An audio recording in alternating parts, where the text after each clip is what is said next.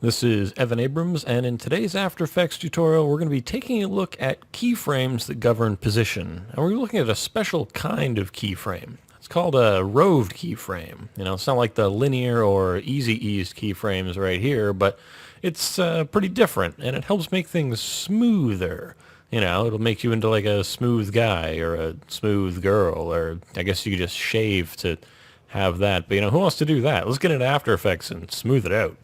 So, here in After Effects, I guess I have to answer a couple of questions. First, what are roved keyframes, or roving keyframes, or keyframes which that roam? Well, first, a keyframe is something that holds information, in this case, positional information. And a roving keyframe has no set time. So, this keyframe here at the beginning has a time and a place. Okay, its time is 24:05. At this time, it's saying to this layer, be at this position. Okay, and this one here, similarly, you know, same deal. It's got a time, it's got a place. Okay, these keyframes here in the middle, they have positional data, but they don't have temporal data. Okay, they just kind of hang out, and they go wherever these two keyframes here at the end tell them to go. So we're going to look here at the graph editor real quick, and you can see that here on the graph editor, if I start pulling this handle, these keyframes start moving around, right? And they move around, you know, one way or the other, depending on the influence of these two keyframes at the end. And that changes the way in which this moves over time. Think of it like stretching and skewing, but with time, not space. So everything in between is moving in relation to these other two things, which is pretty cool when you want to create things like, you know, you can see how this would be a spaceship flying in, and you're controlling the curve of the speed of the spaceship. So that's pretty great. But roving keyframes don't apply to everything, and they can be a little bit nuanced and tricky, so I'm going to take you through making some and using them for some kind of effect. So I'm just going to go here in the project. I'm going to create a new composition.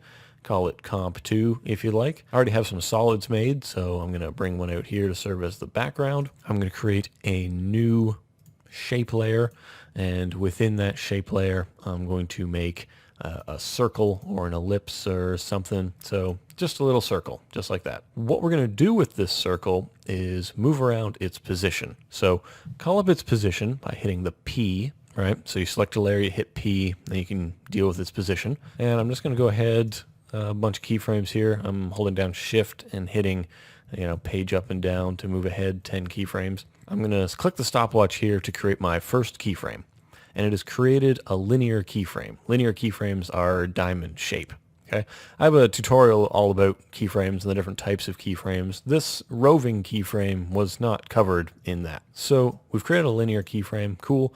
We're going to go ahead, dragging the playhead, and I'm going to put it over here. So I'm just dragging, and that creates a new keyframe. Now I'm going to move ahead a bit again. I'm going to go over here. I'm going to move ahead again, and we'll move down here. Cool, and move ahead again and put it right here. All right, so that seems good. So now we've got, you know, this thing, it's moving along this path in this way. So we've created these keyframes in space. And when you select a keyframe, you can grab these handles around it, and, you know, you can start to move it around, and you can affect this line, this path that the keyframe is essentially going to have things follow. So that's what we're doing right now. So we're bending this path around, and this is affecting things in space, but not in time. So just the same way we can bend these handles in space, we can grab these keyframes, go into the graph editor, and affect them in time. So when we look at this graph, and we're looking at a speed graph, remember, edit speed graph, not a value graph. This is the value graph. All right, so we look at the speed graph, and we see it is linear. So there is a linear relationship in terms of speed. It's at a constant speed for all of these times. Constant speed on the plateaus. These vertical lines here, I don't think should really be there. I think this should be a filled in graph, just because there isn't anything happening between this vertical line. You know, it shows you the delta between how fast it was going and how fast it is going, but other than that, not much. So you can see it's at one speed, and then it's going to kick into a new speed and then into another speed. So it's very rigid, it's very linear, definitely not smooth. So when we create smooth motion, usually we would easy ease them. But if we go animation keyframe assistant easy ease, once we ease them, have a look at the graph now. It's going up and then down to 0, and up and then down to 0. So it's going to one point, stopping, and then accelerating to the next point. That's not what we wanted either. We want it to be smooth from the first point to the last point, all right?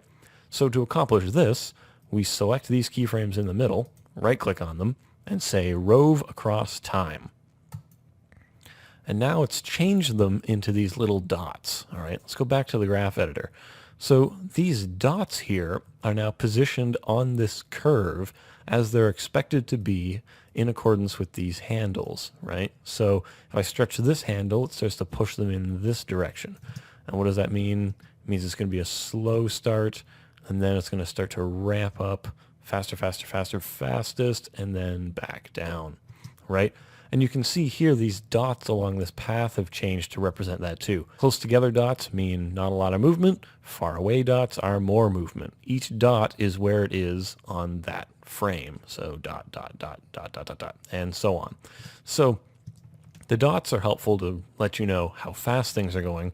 And looking at this graph, you can also sort of tell. And roving keyframes are primarily used to make position work well, all right?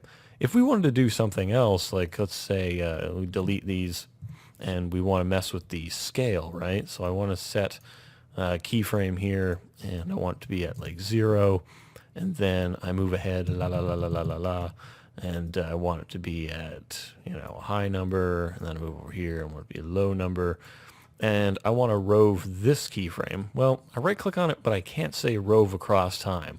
And that's because roving keyframes are really only used for positional problems. That's because it has to take into account things like inertia and speed, and that just doesn't exist on this kind of a thing.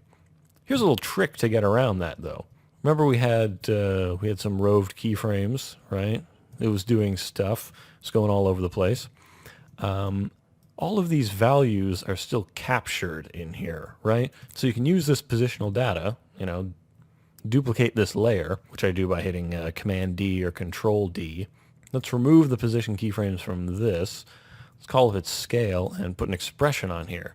And let's say we transform the scale to be, one of these things, and see how that goes. Well, now it's going to be roved, but it's just going to be taking in the positional data and then outputting it. So that's one way you can use roved keyframes in things that aren't positioned, but usually you just use them in the position because that's kind of what they're for. It's kind of for smoothing out motion in that way. Now you're probably asking yourself, well, what do I do with this information? Great, I have roved keyframes, but other than smoothing out these stupid curly Q things, what is the point? Well, one of the things that you can use it for are creating sort of bouncing effects. So let's look at how I started this thing, right?